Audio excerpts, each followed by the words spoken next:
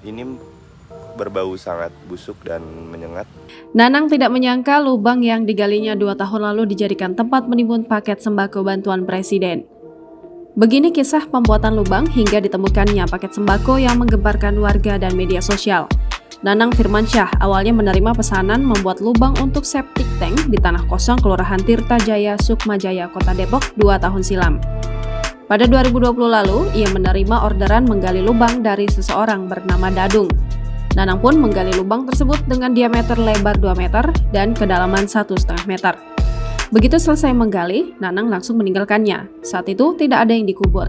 Nanang mengatakan dirinya menggali lubang tersebut dengan metode manual, yakni dengan pacul. Prosesnya saat itu membutuhkan waktu 2 hari kerja. Nanang mengaku mengerjakan galian lubang itu berdua dengan temannya bernama Rusdi. Nanang pun terkejut saat mengetahui ada temuan sembako bantuan presiden persis di tempat ia menggali 2 tahun silam. Sembako bantuan presiden di lahan tersebut ditemukan pada Jumat 29 Juli 2022 pekan lalu. Adalah Rudi Samin, warga sekaligus pemilik lahan yang menemukan sembako bantuan presiden ini. Rudi Samin mengatakan penemuan sembako bantuan presiden ini bermula dari laporan seorang karyawan perusahaan jasa pengiriman logistik JNE. Karyawan JNE itu memberitahu Rudi ihwal adanya penimbunan sembako bantuan presiden di lapangan KSU. Lapangan KSU tempat penemuan sembako itu biasa digunakan untuk parkir kendaraan JNE.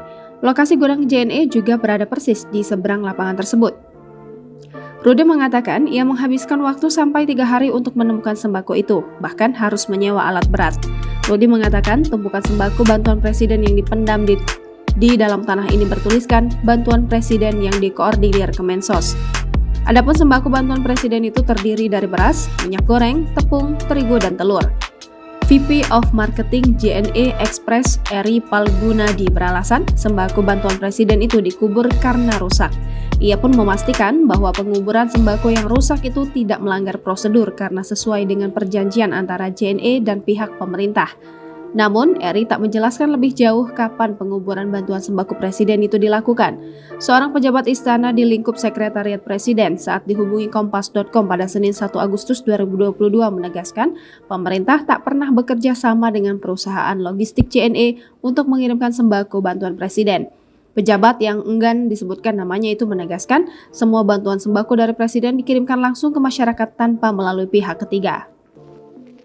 Depan saya ada tumpukan sembako yang telah ditutup menggunakan terpal, dan sembako ini diantaranya adalah beras, kemudian telur, minyak goreng, hingga tepung terigu.